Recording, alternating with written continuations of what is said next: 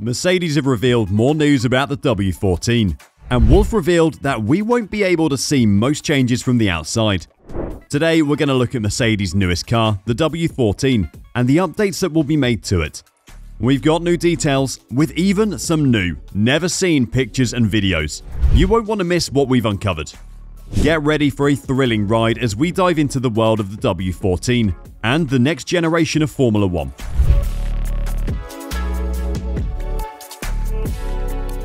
With the work done over the winter, Mercedes strategy director James Vowles feels the team will be in a really strong position in 2023. Lewis Hamilton and George Russell both struggled to get through a race weekend smoothly after starting Formula One's new era with a particularly bumpy ride in the W13, with Hamilton looking in significant pain after the Azerbaijan Grand Prix, where the porpoising the car suffered appeared at its worst. The 7-time world champion preferred to experiment with settings to discover solutions, and while new teammate Russell did the same to some extent, he continued to finish in the top 5 despite the team's problems. For much of the season, Ferrari and Red Bull had an underlying pace advantage, but Mercedes gradually reeled in their opponents, particularly on race speed, with Hamilton and Russell putting up stronger challenges for triumphs as the year proceeded. This culminated in Russell's first race victory at Interlagos, with Hamilton recovering from contact with Max Verstappen to complete a Mercedes 1-2 at the season's penultimate race, only missing out on second place in the constructors' standings to Ferrari by 39 points at the end of a grueling season. Vowles acknowledged that there's still a lot of work to be done between the two bases in Brackley and Brixworth in order for the team to hit the ground running with the W14 from pre-season testing onwards. But he explained that the tools at Mercedes' disposal, combined with their work ethic, should see them return fighting next year. Don't think you can truly now, or even across the winter, state that we know everything about the W13, Vowles explained in the team's post-Abu Dhabi debrief. Yeah, there have been some ups and downs, very much so, and that's part of what I meant by this car as items that we believe we understand, and some of them that are still not fully explained as a result of that. But if you look at the direction moving forward, the gaps to the front, especially on race pace, we made huge amounts of progress, and you only do that by understanding where your problems are, working on them and working as a team. Is it enough to win next year? Which is really where that question goes. The confidence we have is that we now have our tools, our wind tunnel tools, our development tools, our performance tools here in the organisation producing performance, which is more than our competitors. It's allowing us to move further forward relative to them. There is still a void though, and Abu Dhabi really showed that. That has to be caught up across the winter, and I think we have a very good process and system in place to do that. That development that you saw across the season will continue across the winter, and I think we'll be in a very strong place next year. However, Mercedes has put in a lot of effort this season to better understand the W13. This has caused the development of the 2023 car to be delayed because the crew wanted to upgrade the existing car first.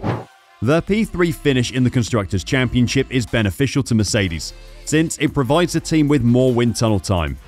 Mercedes started the season in 3rd place, trailing Red Bull Racing and Ferrari. Meanwhile, multiple improvements and the technical direction have brought the team much closer to the RB18, even giving them a chance to challenge Ferrari for 2nd place in the Constructors' Championship. However, understanding the W13 has taken a long time, and according to the team's technical department, Mercedes is better off now that they placed 3rd so they can spend more time in the wind tunnel developing the W14.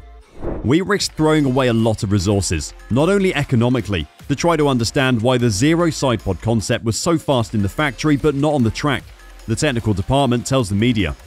The initial idea was to complete understanding of the W13 in May, and then entirely focus on a different concept for the W14. However, due to minimal progress achieved with the improvements, this was postponed until July. We took a big risk because we wouldn't have started working on the W14 until September if we hadn't found the answers we were looking for. Fortunately, the team was able to solve the W13's difficulties between May and July. Meanwhile, the team appears to have caught Ferrari.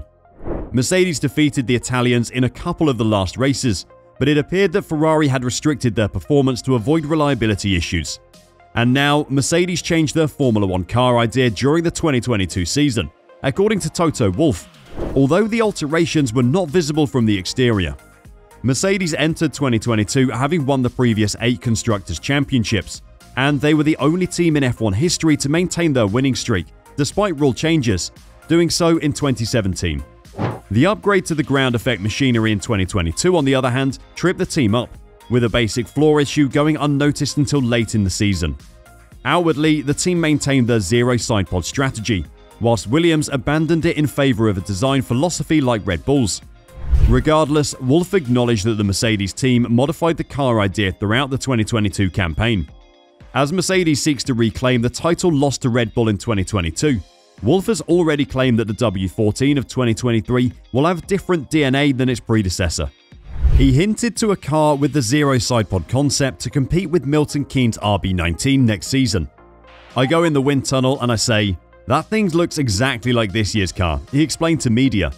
"But they say to me, it's very different underneath. It's about the airflow, the weight distribution, the aero map. Our car fundamentally changed mid-year. We changed the concept, but you couldn't see anything on the bodywork. I think the narrow sidepod concept is like a red herring. It's full of surprises the last time I saw it in the wind tunnel, but they told me it's not the same." For next season, George Russell has already tested on his seat. The team gives a look inside the facility where Russell is testing the cockpit for 2023 in a video posted to Mercedes' YouTube page.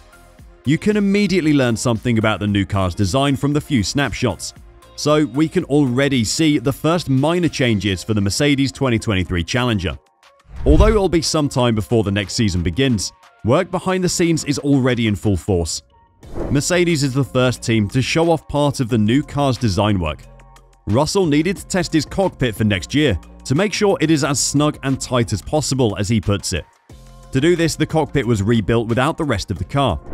Of course, great care is taken in videos like this to reveal as few facts about the car's design as possible. As a result, there isn't much to see other than the cockpit's borders. Even so, there is something to be deduced from these photographs. Extra fins, for example, can be viewed to improve aerodynamics.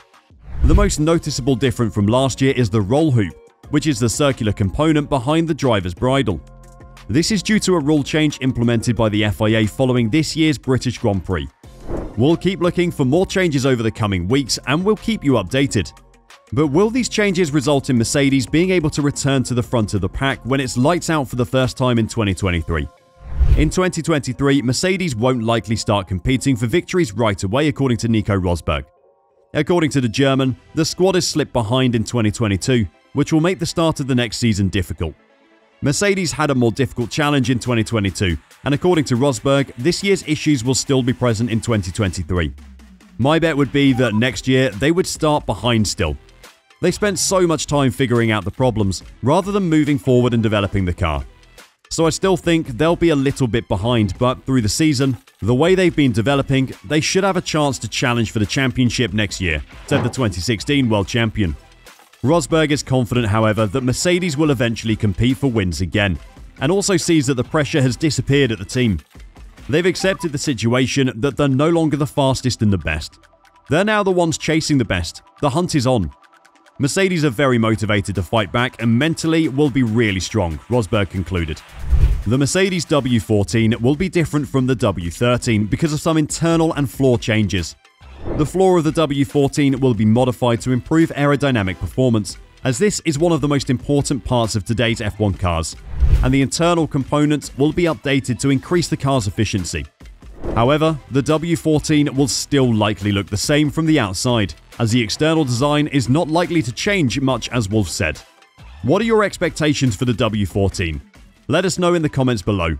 Thanks for watching, and we'll see you in the next video.